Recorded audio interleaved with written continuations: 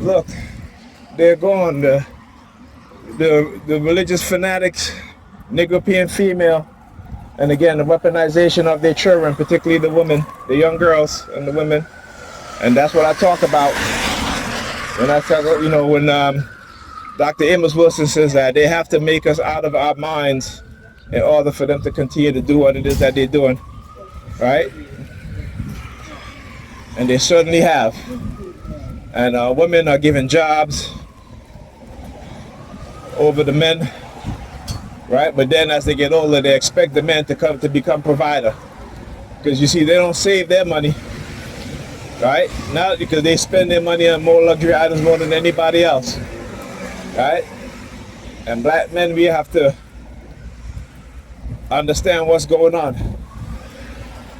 When you're raised in a single parent's household, meaning that the mother's the head of household, there's no father in the house.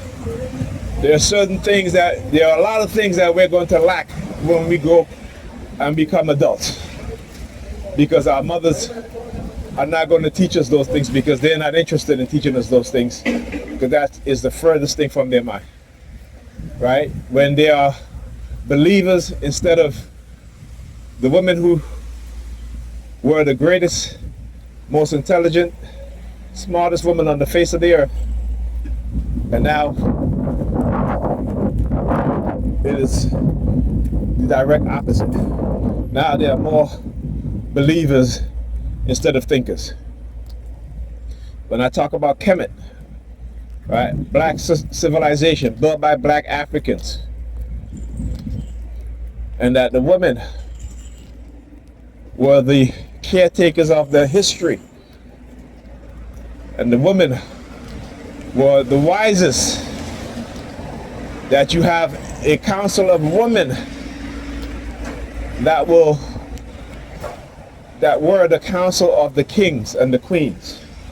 There were no round table of men, right? But it was a table of women. But the Europeans couldn't imagine women holding such power, because until you understand where they come from, yes, there were black people that turned white, but they turned that way under the harshest conditions, and so their knowledge was lost over thousands of years, to where a new group of people emerged with no knowledge, no morality, and again, go look. And so their God that they created had to give them morality, right? Whereas in Africa, our morality comes from within. I could keep telling you, go and read about the 42 negative confession of Ma'at, or the 42 divination of Ma'at. Everything is from within, not outside. Look, that the New York Predator Department down there is an ambulance. Been a lot of ambulance noise lately, a lot of, because like I said, they know what it is that they're doing, and I know what it is that they're doing. And so confronting them is the best thing that you can do as a TI, right? It's not hard to prove that they use technology on you, as much as they may try to hide and erase it from the internet, right? That's not hard to prove. It's not hard to prove their psychological manipulation either. I'm proving it every single day. Yeah, yes, I'm proving it every single day. So, you know what they say, right? When you bring a person down to the lowest point, they have nothing to lose, right? But when you expose the people who are committing these crimes, they have everything to lose, right? So who's more feared? The person with nothing to lose, or the person, I should say, who is more scared? The person with nothing to lose, or the person with everything to lose? Or the people with everything to lose? All right? So stand up, stand strong, stand firm. Keep exposing what it is that they're doing to you. I will continue to do the same. We are all parts of the puzzle.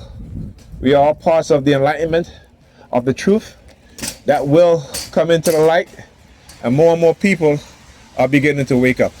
And the more that they see that people are listening to you, is the more they're going to attack you, is the more they're going to use people against you, your own family member, your friends. Okay? Because they're being promised things, they're being given things. Remember, they want you to have understanding in terms of what they call grace. Right? You hear women say that a lot. Oh, I deserve grace. Well, where are they getting these things from? Because we know when it comes to men, women don't give men grace. So where are they? You got to look at the source. Where are they getting these things from? From the churches. From the churches who have separated black men and black women in particular. You go into the white community, they don't do that. They don't do that.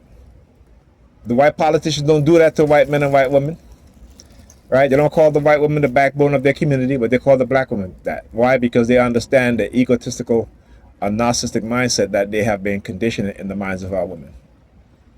Like I said, just go look up narcissism, narcissistic personality traits. And you go look and you see which group of women today that are exhibiting those traits. Yeah. Yeah, I said which group of women. That's right. Which group of women that are exhibiting those traits?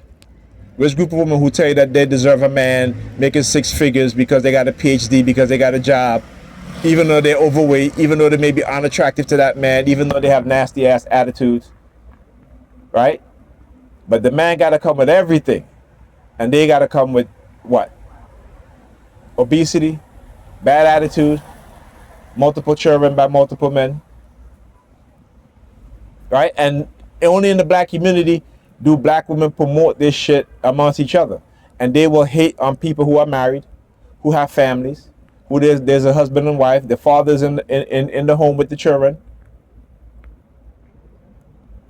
right? And they will attack those people. So when I talk about attacking, that particularly within our community, that we attack people who are good, we attack people who are doing well, because if we're not, then guess what? You can't do well.